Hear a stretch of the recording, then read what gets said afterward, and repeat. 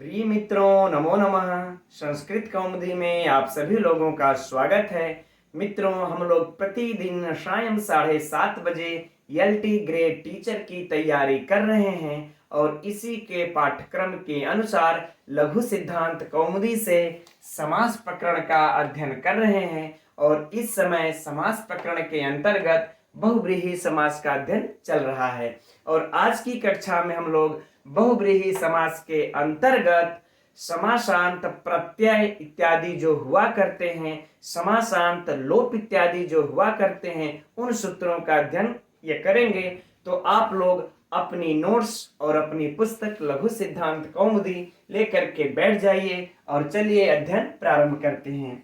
तो मित्रों, क्रमशः जो अगला सूत्र है यह है द्वित्रिभ्याम समूर्धनः। ठीक, तो सर्वप्रथम देखते हैं मित्रों कि यह कैसा सूत्र है।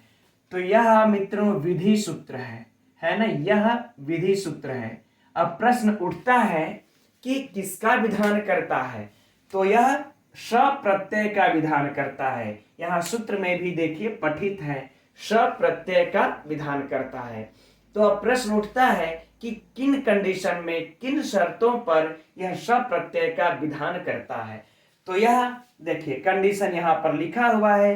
अब आइए इसको देखा जाए। तो कह रहे हैं द्वित्रिभ्याम, अर्थात द्वि के या फिर त्रि के, है ना, द्वि के या फिर त्रि के परे करे मूर्धनः, यानी कि मूर्धन शब्द हो तब। द्वि और त्रि के परे जब मूर्धन शब्द हो तब समासांत, जब समास कर लेंगे हम लोग तब समासांत स प्रत्यय होगा। कौन सा प्रत्यय होगा? स प्रत्यय होगा। यही यह कंडीशन रखता है। फिर से देखिए, द्वि शब्द हो या फिर त्रि शब्द हो, इन दोनों के पश्चात, दोनों में से कोई एक हो, इन दोनों में से किसी एक के पश्चात यदि मूर्धन शब्द आ जाता है तो समास कर लेने के बाद, बहुव्रीहि समास के कर लेने के बाद हम स प्रत्यय का विधान कर देते हैं। उदाहरण देते हैं मित्रों, द्विमूर्धनः। चलिए अब उदाहरण देखा जाए। द्विमूर्धः, द्विमूर्धः, ये रहा उदाहरण। ठीक, अब हम लोग इसका लौकिक विग्रह देख लिया जाए मित्रों। क्या हो जाएगा? द्वौ,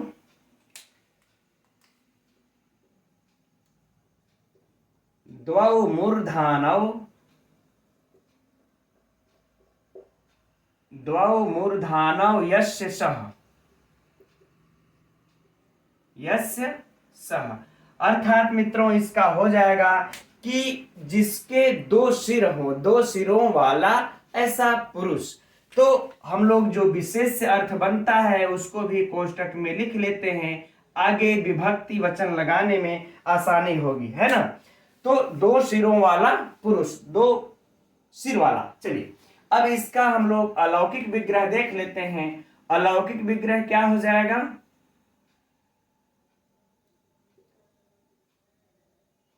द्वि औ, चूंकि द्वितीय विभक्ति है तो द्वि औ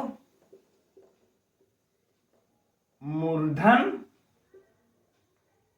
मूर्धन औ, यह क्या हो जाएगा मित्रों? अलौकिक विग्रह। आप लोग भी मेरे साथ साथ ही नोट्स बनाते रहिए, लिखते रहिए, है ना। यह द्वि औ और मूर्धन औ, इसका अलौकिक विग्रह हो जाएगा। अब मित्रों इस उदाहरण में एक की हम लोग सिद्धि देख लेते हैं सूत्रशः, इसके पश्चात बाकी सबका हम लोग संक्षेप में देखते हुए चलेंगे।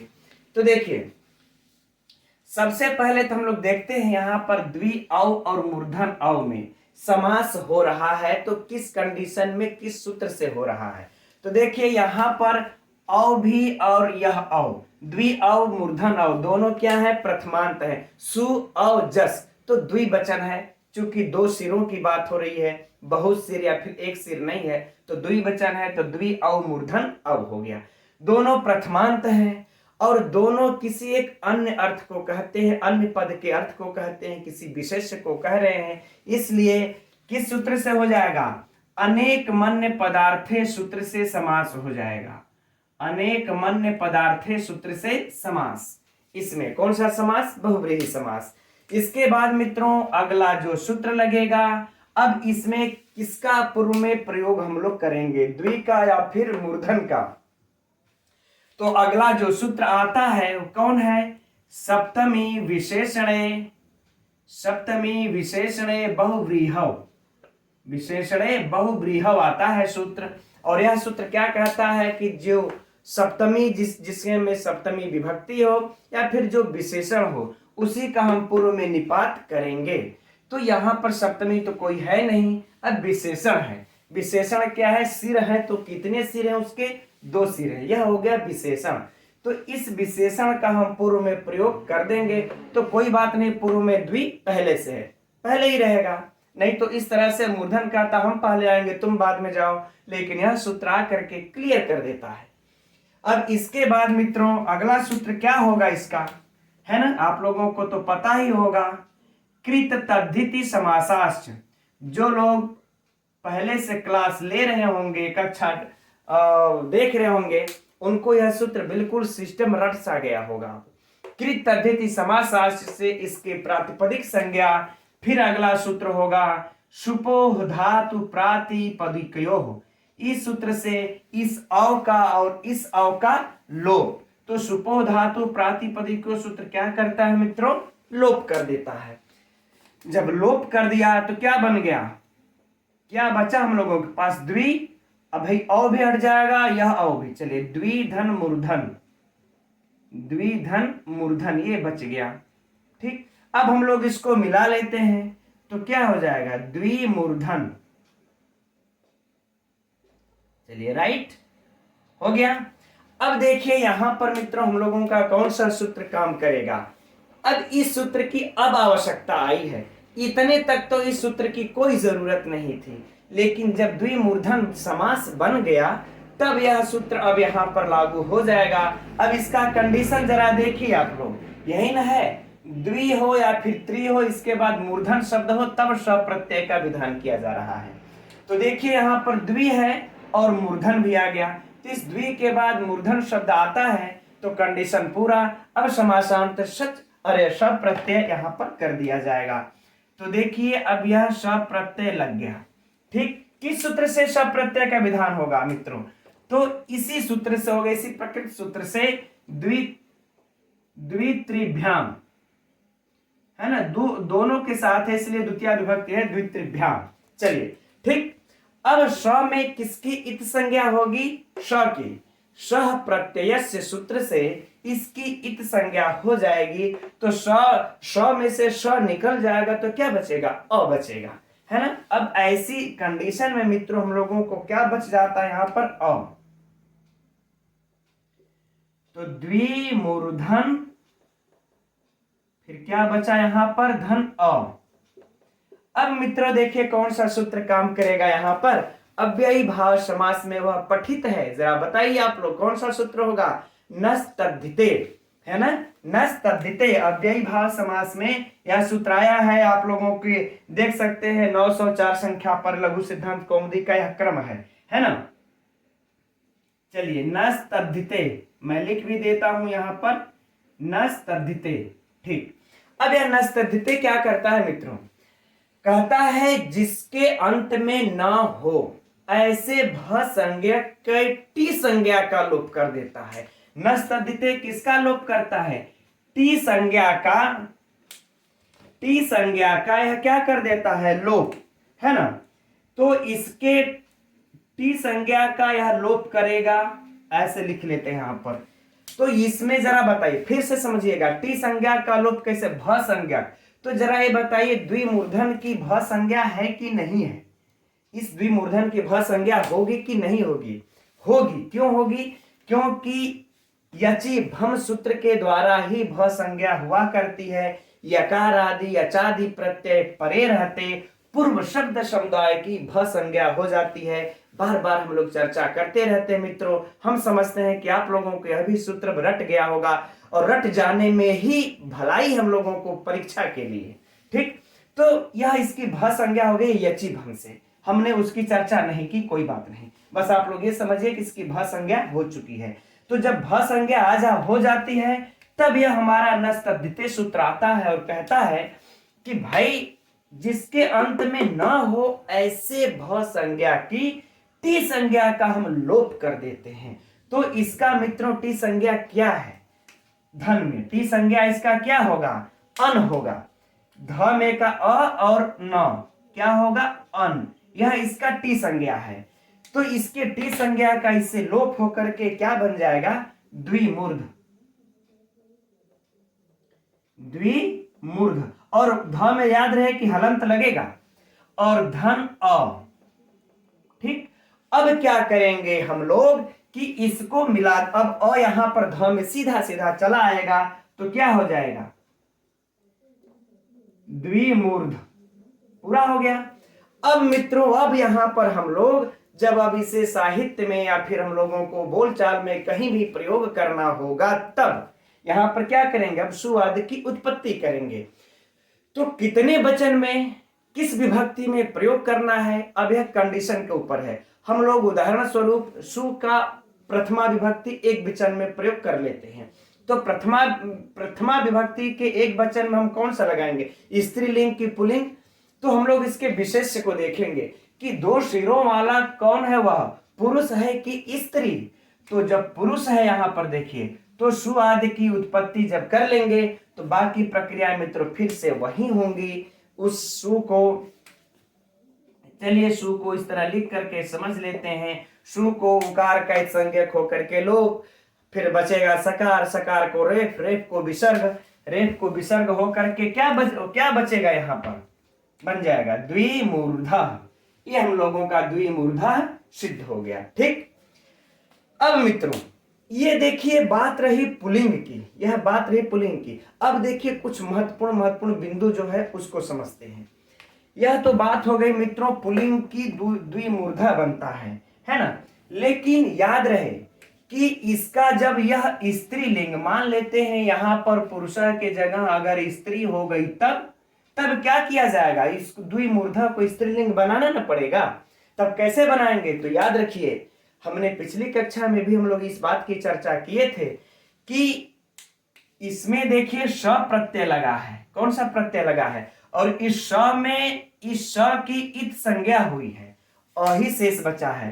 तो जब भी किसी भी शब्द में श इत संज्ञक हो जाता है और उसको यदि हमें स्त्रीलिंग में कन्वर्ट करना है, बदलना है, तो हम हमेशा सिद्ध गौरा दिव्यश्च है ना, सिद्ध गौरा दिव्यश्च सूत्र से हमेशा गीस प्रत्यय ही लगाएंगे। यह एकदम नोट कर लीजिएगा। जब स्त्री प्रत्यय का प्रकरण पढ़ा जाएगा तो उसमें विधिवत देखेंगे हम लोग, तब इसमें हम लोग क्या किया जाएगा?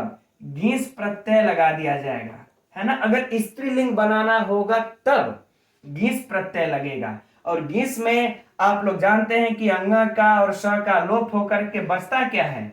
ई बचता है। क्या बचता है? ई। अब यह ई परे रहते इसके ध में का अ का लोप हो जाता है। अ का क्या हो जाता है? लोप। फिर ई आकर के यहां पर लग जाता है तो क्या बन जाता है मित्रों? द्विमूर्धी। यह आप लोगों के पुस्तक में नहीं दिया होगा संभवतः लघु सिद्धांत कौमुदी में, लेकिन आप लोग नोट कर लीजिएगा अपने नोट्स में या फिर अपनी पुस्तक में कि द्विमूर्धा यह देखिए पुल्लिंग है। यह क्या है? पुल्लिंग है। और द्विमूर्धी क्या है? यह स्त्रीलिंग है, याद रहे। ठीक। और इसमें कौन सा प्रत्यय लगा है मित्रों? गीस लग करके बनेगा क्योंकि श की इत संज्ञा हुई है। इतना नोट कर लीजिएगा। ठीक। अब यह द्विमूर्धी जिस प्रकार से बना, इसी प्रकार से इसका अगला भी उदाहरण हम लोगों को समझ लेना होगा मित्रों, त्रि वाला भी। इसी प्रकार से यह क्या बन जाएगा? त्रिमूर्धा पुल्लिंग में, यहीं पर लिख देते हैं। त्रिमूर्धा यह हो जाएगा पुल्लिंग में और त्रिमूर्धी हो जाएगा स्त्रीलिंग में, है ना। अर्थात त्रिमूर्धी तीन सिरों वाली कोई राक्षसी, है ना। यह हो गया पुल्लिंग और यह हो गया स्त्रीलिंग। तीन सिरों वाली कोई राक्षसी या दो सिरों वाला, तीन सिरों वाला कोई राक्षस। यहां पर दो सिरों वाला अन्य था, फिर तीन सिरों वाला अन्य हो जाएगा। बाकी की प्रक्रिया सब वही होंगी, तो समय वेस्ट करने से द्विमूर्धा त्रिमूर्धा में कोई जरूरत नहीं है। तो ये चारों शब्द मित्रों हम लोगों को याद रख लेना है, द्विमूर्धा द्विमूर्धी और त्रिमूर्धा त्रिमूर्धी। अब इसमें एक बात हम आप लोगों को और बता देते हैं परीक्षा की दृष्टि से। जब भी, चलिए अब ये तो हो गया ना, अब इसको हम यहीं पर थोड़ा सा सिर्फ साफ कर लेते हैं और इसी जगह बता लेते हैं, फिर अगला सूत्र देखा जाएगा। अगर मान लेते हैं ये जो कंडीशन कह रहा है मित्रों कि द्वि और त्रि शब्द के बाद मूर्धन होगा तभी शब्द होगा, अगर मान लेते हैं यह इसके बाद यहां से न आकर के आ गया, जैसे कि 10 मूर्धा है ना, यहां से अंडरलाइन करके हटा लेते हैं इसको ताकि आप लोगों को समझने में आसानी रहे।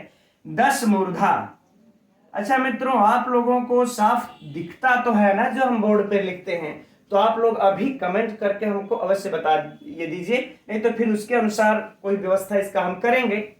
10 मूर्धा है ना, 10 मूर्धा। अब यहां पर भी देखिए 10 के बाद मूर्धन शब्द आया है लेकिन समासांत श प्रत्यय नहीं होगा, इसका विग्रह क्या हो जाएगा मित्रों, 10 मूर्धानो, 10 मूर्धानो यस्य सह, यस्य सह है ना, यह होगा 10 सिर है जिसके, 10 सिर हो जिसके, 10 सिरों वाला है ना, तो ये 10 मूर्धा। तो देखिए यहां पर 10 के बाद मूर्धन आया है तो यहां पर समास नहीं हुआ है, अरे इससे यह श प्रत्यय नहीं हुआ है और 10 मूर्धा बनता है। इसकी प्रक्रिया मित्रों जो राजन शब्द आती है वही होगी, चर्चा पूर्व में हो चुकी है, इसलिए यहां पर इसकी पुनः चर्चा की कोई आवश्यकता नहीं है। सिर्फ हम आप लोगों को डिफरेंट बता रहे हैं कि द्वित्रि ही समझिएगा, 10 मत, 10 के बाद भी 10 मूर्धा नहीं कर देना है, द्विमूर्धा जैसे बनता है उसी प्रकार से 10 मूर्धा नहीं कर देना है। अगर यह शब्द बहु के साथ भी आए है ना, बहुमूर्धा, तो यह भी बहुमूर्धा ही बनेगा, बहुत से सिरों वाला, ये मत समझ लीजिएगा बहवा मूर्धानो यस्य सह, बहवो मूर्धानो यस्य सह इसका हो जाएगा। ठीक, तो ये डिफरेंट मित्रों आप लोग एकदम नोट करके याद कर लीजिएगा, 10 मूर्धा बहुमूर्धा में यह श प्रत्यय नहीं लगेगा। ठीक, और जब इसका समासिक पद पूछे तो यह लौकिक विग्रह पूछे तो दश मूर्धानो यस्य सह, इसका लौकिक विग्रह पूछे तो बहवो मूर्धानो यस्य सह। ठीक, नोट कर लीजिएगा हम क्या लिखें। अब चलिए परीक्षा के लिए कुछ प्रश्नों की चर्चा कर लेते हैं मित्रों, है ना। द्विमूर्धा में कौन सा समास है, तो द्विमूर्धा में कौन सा समास है, बहुब्रीहि समास है। ठीक, या द्विमूर्धि में कौन सा समास है, बहुब्रीहि समास है।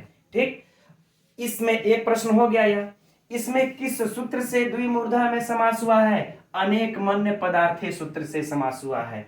अभी तक मित्रों हम लोग जो भी पढ़ते आ रहे यही सूत्र काम करते जा रहा है, यह चीज याद रखिएगा, अनेक मन्य पदार्थे सूत्र से समास हुआ है। अब प्रश्न उठता है इसमें जो है कि किस सूत्र से द्विमूर्धा में समासांत श प्रत्यय हुआ है, तो द्वितीय अभ्याम श मूर्धन से समासांत श प्रत्यय हुआ है। या फिर परीक्षा में प्रश्न थोड़ा सा अगर घुमाए कि इस तरीके से दे दे 10 मूर्धा बहुमूर्धा और जो है कि यहां पर दे दे और मान लेते हैं कि सप्तमूर्धा, ठीक, सप्तमूर्धा और लास्ट में दे दे कौन, द्विमूर्धा, द्विमूर्धा, इस तरह से 4 विकल्प है ना। अब बताना है निम्न में से किसमें श प्रत्यय हुआ है, श प्रत्यय का विधान किया गया है, तो द्विमूर्धा में श प्रत्यय का विधान किया गया है। विकल्प ऐसे भी दे सकता है, तो याद रहे द्विमूर्धा में श प्रत्यय है। ठीक, अब प्रश्न आगे उठता है कि इसमें द्वि अव मूर्धन अव में किस सूत्र से द्वि अव का पूर्व निपात हुआ है, द्वि का पूर्व निपात किस सूत्र से हुआ है, तो याद रहे मित्रों सप्तमी विशेषणे बहुव्रीहव सूत्र से द्वि का पूर्व में निपात हुआ है। अब आगे इसमें बाकी है स्त्रीलिंग, हाँ एक प्रश्न ये बनेगा द्विमूर्धि में कौन सा है, द्विमूर्धि में कौन सा प्रत्यय लगा है स्त्रीलिंग के दृष्टि से, तो घिस प्रत्यय लगा है, जो भी हम लोगों ने अध्ययन किया घिस प्रत्यय। यद्यपि श के प्रक्रिया से इसको भी गुजरना पड़ेगा, ये जो हम लोग द्विमूर्धन से जो श प्रत्यय लगाए थे इस प्रक्रिया से इसको भी गुजरना पड़ेगा। ठीक है, अब इससे अलग मित्रों कोई भी प्रश्न आप लोगों को परीक्षा में बनता ही नहीं है। अगर इतना याद कर लिए फिर देखिए आपको परीक्षा में कोई कंफ्यूज करने वाला प्रश्न नहीं आएगा। ठीक, अर्थात आप किसी भी प्रश्न में कंफ्यूज नहीं होंगे। अब चलिए हम लोग अगला सूत्र देखते हैं। तो अब अगला सूत्र है मित्रों, अंतर बहिर्भ्याम च लोमनः। यह बिल्कुल सरल सा सूत्र है, इसके लिए बहुत ज्यादा दिमाग लगाने की जरूरत नहीं पड़ेगी। तो आइए देखते हैं। तो मित्रों यह सबसे पहले देखते हैं कैसा सूत्र है ना। यह भी विधि सूत्र है। किसका विधान करता है? तो अप प्रत्यय का विधान करता है। अप प्रत्यय का नोट कर लीजिएगा, क्योंकि इसमें कहीं है नहीं। अब आप लोग कहेंगे इसमें है नहीं सूत्र में, तो कैसे आ गया? तो च से, च मतलब और अनुवृत्ति आ जाती है। हम लोग कल या परसों की कक्षा में सूत्र का अध्ययन कर चुके हैं। अप पूर्णी प्रमाण्यो, ये सूत्र से अप की अनुवृत्ति आ जाती है इस च के द्वारा। ठीक, तो अब इस अप प्रत्यय का जो विधान हो रहा है किस कंडीशन में हो रहा है? तो कह रहे हैं कि अंतर बहिर्भ्याम, यानी इन दोनों के बाद। ये दोनों मित्रों अव्यय हैं। यह दोनों क्या है? अंतर और बहिष, या तो फिर ये हो या तो फिर ये बहिष, यह अव्यय हो। और इसके परे करे लोमन शब्द आ जाए। क्या शब्द आ जाए? लोमन शब्द आ जाए। और फिर या तो अंतर के साथ लोमन आए या बहिष इस अव्यय के साथ लोमन आए, तब करा। और जब समास हो जाएगा तो इसके परे तब हम आप जो है कि अप प्रत्यय का विधान करना है। राइट, अब देखिए इसका जो है मित्रों क्या उदाहरण, इसका उदाहरण है अंतरलोमः, है ना। अंतरलोमः लौकिक विग्रह हो जाएगा अंतः लोमानि यस्यः। अंतः लोमानि यस्यः। आप लोग भी नोट करते रहिएगा मित्रों इसे, है ना। अंतः लोमानि यस्यः, ठीक यही है। अब प्रश्न उठता है मित्रों कि इसका थोड़ा सा हिंदी देख लेते हैं, है ना। हिंदी देख लेते हैं कि अंदर की रोमों वाला, अंदर की बाल वाला, लोम वाला, ऐसा वह, तो वह कौन है मित्रों? अंदर जिसका बाल हो, कंबल। प्रावारः कर लेते हैं। क्या कर लेते हैं? प्रावारः, अर्थात कंबल, या फिर कोई पटह भी कर सकते हैं, कोई समस्या नहीं होगी, है ना। ऐसा कंबल होता है जिसका उसमें जो रोमा होते हैं, जो बाल होते हैं, वह अंदर के तरफ हो। ऐसा ना हो कि बाहर के तरफ हो, भद्दा दिखाई दे, नहीं। तो ऐसा वह कंबल, अगर कंबल कोई पूछे कैसा है तो कह दीजिए कि अंतरलोमा, अर्थात इसका रोमा अंदर है। ठीक, अब हम लोग इसके अलौकिक विग्रह पर चलते हैं। तो मित्रों अंतर के साथ हम लोग अब कोई विभक्ति नहीं लगाएंगे। पहले ही हम कहे क्या कि ये जो अंतर है और बहिष है दोनों अव्यय है। दोनों अव्यय है तो अव्यय के साथ सु लगाने का तो कोई बात ही नहीं है, वो तो लोप हो गया रहता है। अव्ययी भाव समास में चर्चा हो चुकी है। चलिए, अंतर्धन, अब फिर क्या है? लोमन। लोमन अब बहुत से ज्यादा रोमा है, लोमान है, तो जस ही तो लगाएंगे, सु और जस। ठीक, अब बात कर लेंगे मित्रों फिर से यहां पर वही सारी प्रक्रियाएं चलेंगी, कौन? जो भी पिछले उदाहरण में पढ़े। किस जो है कि इसका किस सूत्र से समास हो जाएगा? वही अनेक मन्य पदार्थे सूत्र से यहां पर समास। फिर बाकी की प्रक्रियाएं हो करके, गुजर करके, है ना, इनका कृत अदित समास, प्रातिपदिक संज्ञा, फिर इनके जस का लोप होकर क्या हो जाएगा? अंतरलोमन बचेगा। अंतर्धन लोमन। ठीक, अब र जब हम लोग इसको संधि कर देंगे तो र ऊपर चला जाएगा। क्या हो गया? अंतरलोम, अंतरलोमन, हाँ नहीं, लोमन बनेगा। अब देखिए, अब यहां हम लोगों का एक कंडीशन अब यहां पर प्राप्त हो रहा है कि नहीं? अब इस सूत्र का काम आ गया। अब इस सूत्र का जब काम आ गया तो यहां पर देखिए अंतर शब्द है, लोमन शब्द है, यानी कि दोनों कंडीशन हमारा पूरा। तो चलिए समासांत अप प्रत्यय यहां पर लगा देते हैं हम लोग। अब अप प्रत्यय में मित्रों और का क्या हो जाएगा? लोप। इस संज्ञक होकर के इसका लोप, तो क्या बच जाएगा?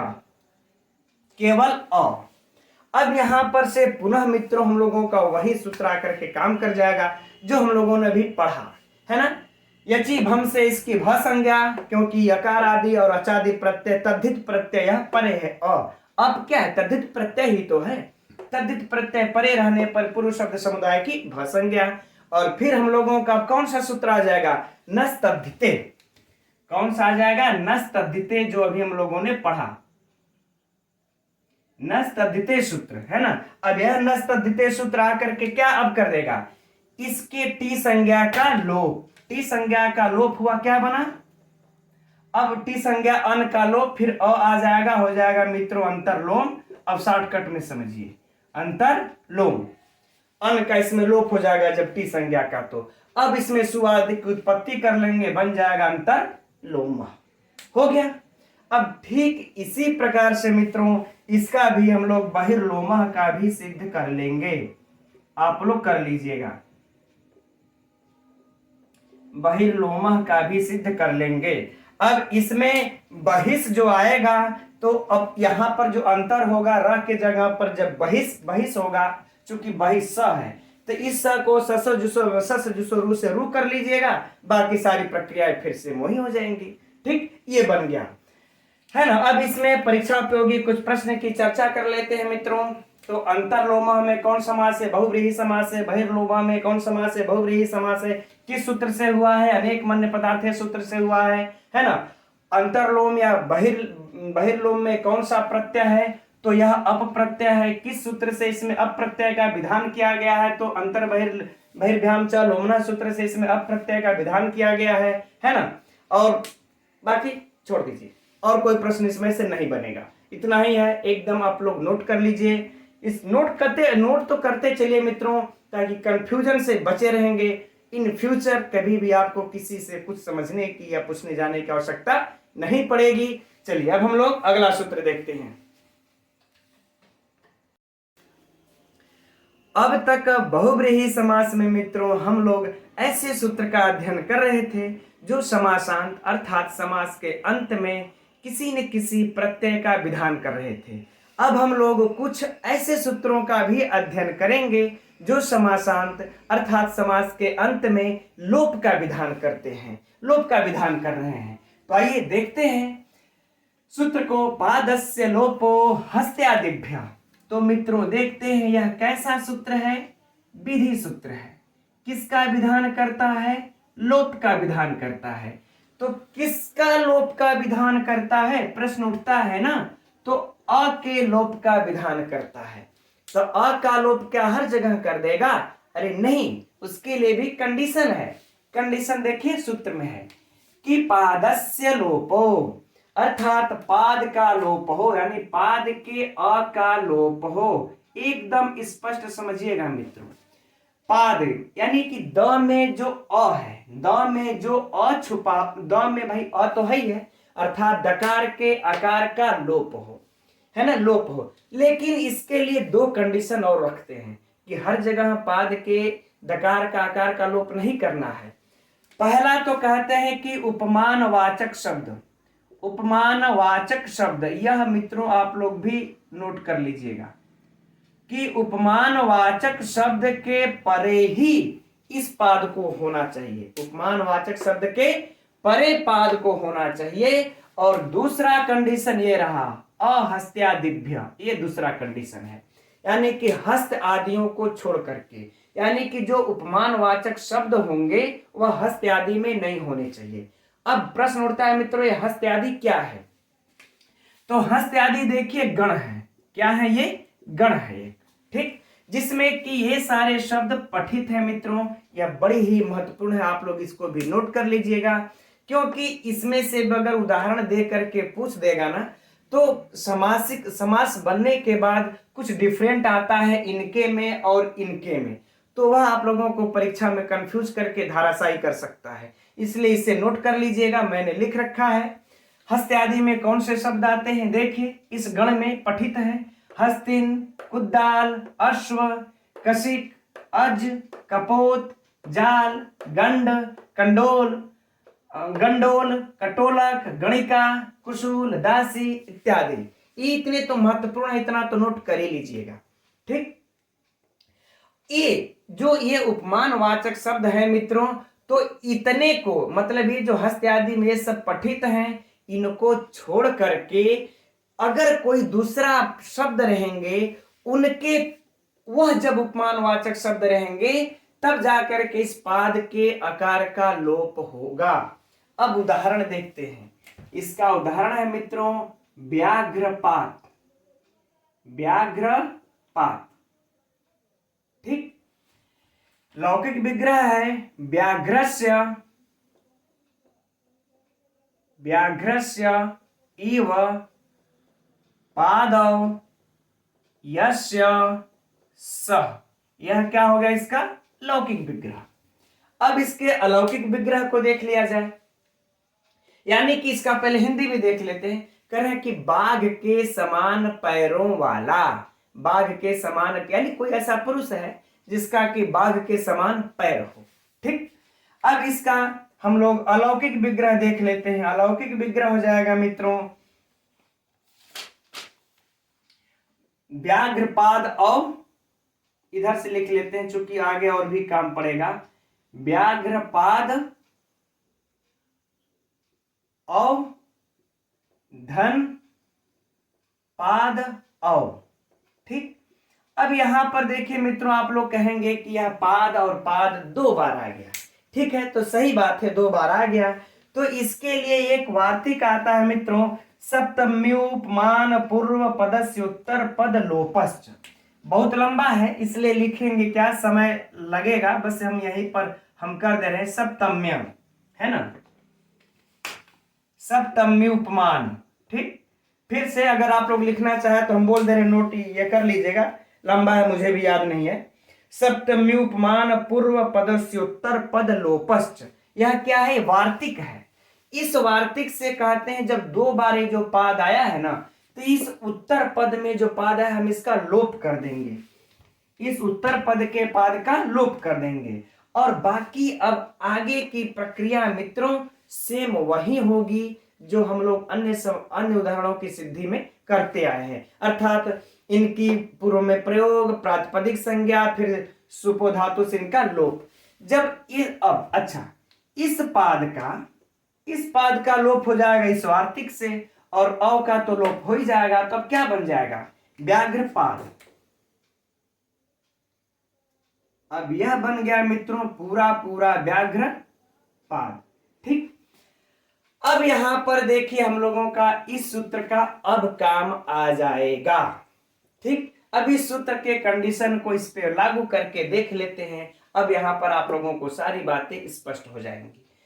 यह कह रहा है कि पाद के अ का लोप हो, अ का लोप हो, तो लोप कर देंगे। कंडीशन पहला कि उपमानवाचक शब्द हो, तो ये हमारा जो व्याघ्र है उपमानवाचक शब्द है ना, ठीक, क्योंकि हम इसके बाघ के पैरों से पुरुष के पैरों की उपमा दे रहे हैं, उपमानवाचक शब्द है। अच्छा, अहस्त्यादिभ्य, हस्त आदि को छोड़ करके, तो ये हस्त्यादि गण में जितने पठित हैं इसको छोड़ करके व्याघ्र को देखिए इसमें पठित है नहीं है, तो हम क्या करेंगे इस सूत्र से दकार के आकार का लोप करके इसमें क्या हो जाएगा, जब द में से अ का लोप हो जाएगा तो व्याघ्रपाद, यहां लिख लेते हैं चूंकि आगे फिर सूत्र होगा, व्याघ्रपाद इस प्रकार से हो जाएगा, राइट।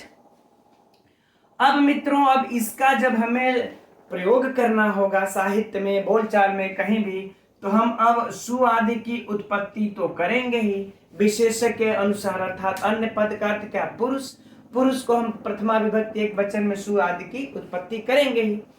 अब मित्रों यहां पर एक सूत्र आ जाता है आप लोगों का, थोड़ा सा टेढ़ा सूत्र है, बोलने में लिखने में भी, लिख दे रहे हैं वैसे नोट कर लीजिएगा। हलंग्या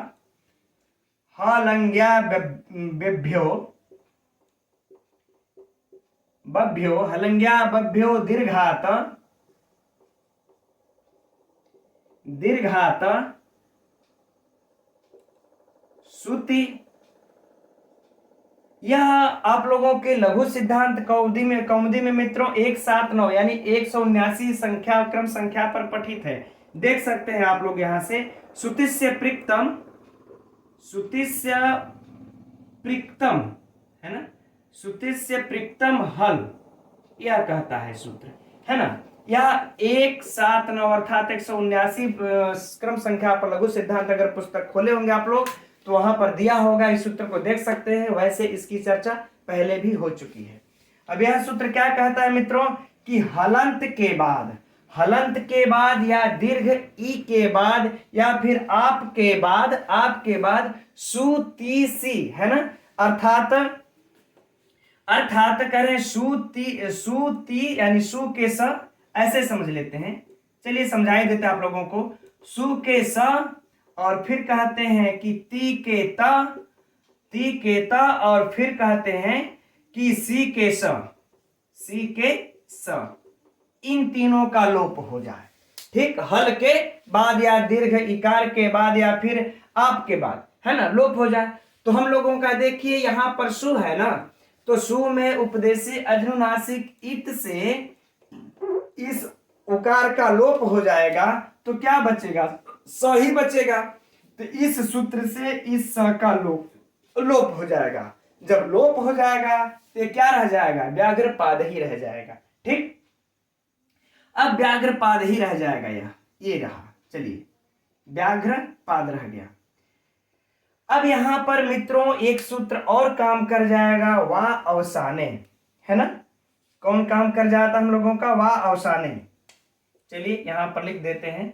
अब तो इसको मिटा लेते हैं, कोई दिक्कत नहीं है। वा अवसाने,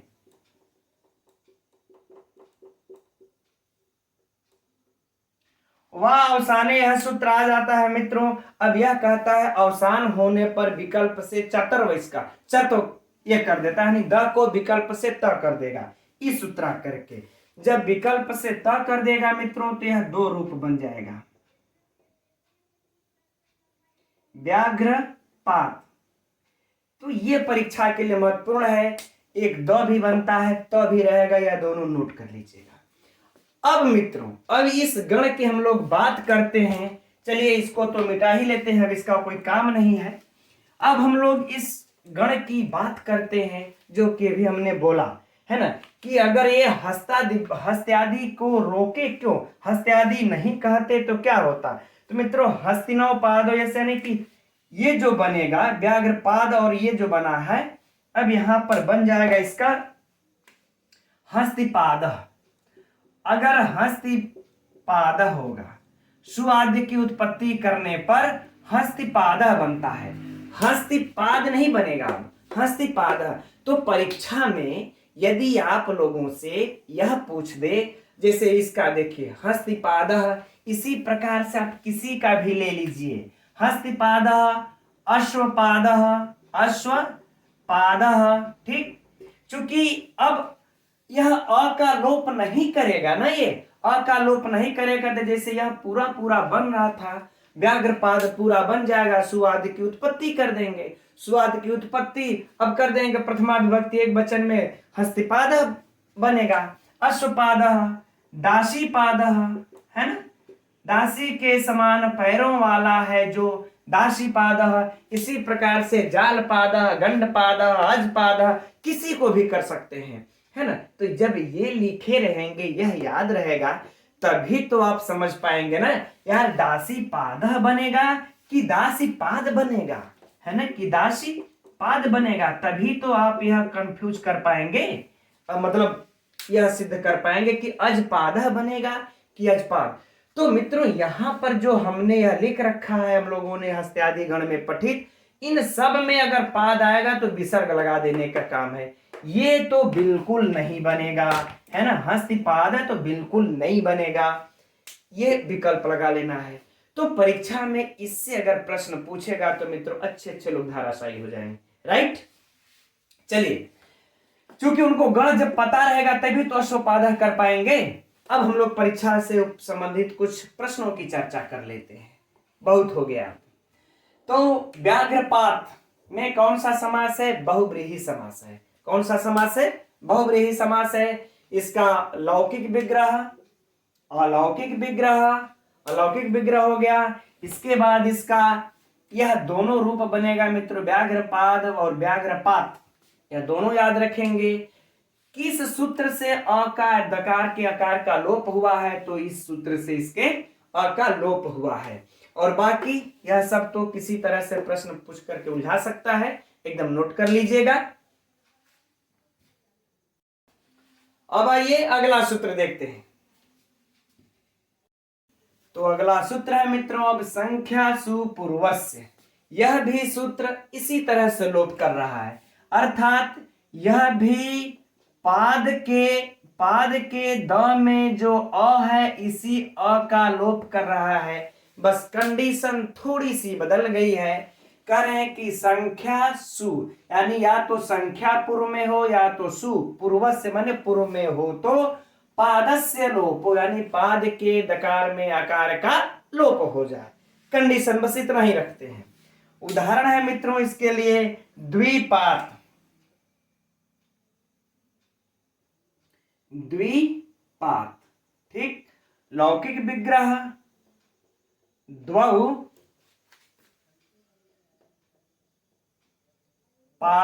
पादव होगा ना, द्वौ पादव यस्य स, चूंकि द्वितीय विभक्ति है द्वौ पादव यस्य स ठीक, द्विपाद यानी कि दो पैरों वाला। अब इसका अलौकिक विग्रह देख लिया जाए मित्रों तो क्या हो जाएगा, द्वि औ धन पाद औ, यह हो गया इसका लौकिक विग्रह। अब आगे की प्रक्रिया मित्रों सेम उसी तरह से हो जाएगी, अर्थात समास होगा इन दोनों में। समास किस सूत्र से हो जाएगा, अनेक मन्य पदार्थे सूत्र से समास, फिर इसका विशेषण से मतलब सप्तमी विशेषण विषय बहुब्रीहि से पूर्व में प्रयोग, प्रातिपदिक संज्ञा लोप, इसके सुआदि का लोप होकर के क्या हो जाएगा, द्विपाद। क्या हो जाएगा, द्विपाद। अब जरा देखिए यहां पर यह सूत्र आकर के काम अब यह कर गया कि नहीं, कि संख्या पूर्व में हो तो ये पाद के दकार के आकार का लोप, तो संख्या पूर्व में है तो इसके अ का लोप हो जाएगा इस सूत्र से, तो क्या बन जाएगा, द्विपाद।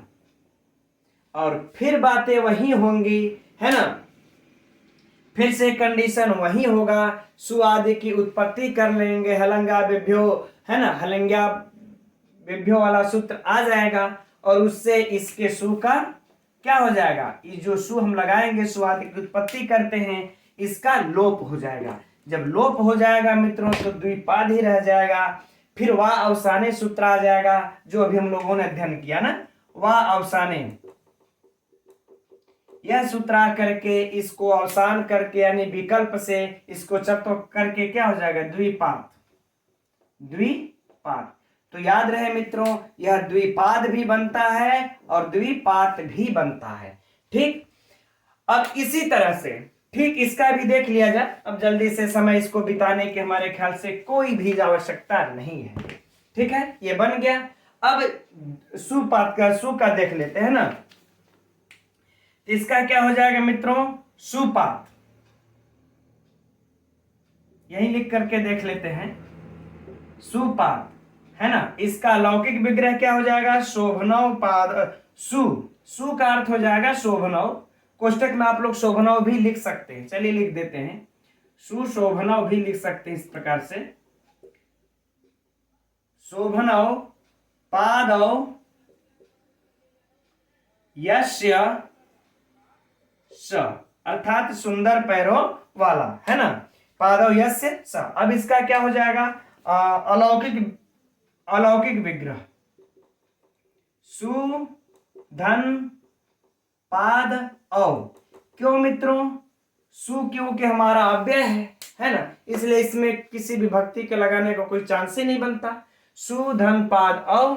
बाकी प्रक्रियाएं सेम होंगी और क्या बन जाएगा, यह सुपाद ठीक। अब इसमें दकार में आकार का इस सूत्र से लोप होकर के क्या बन जाएगा, सुपाद।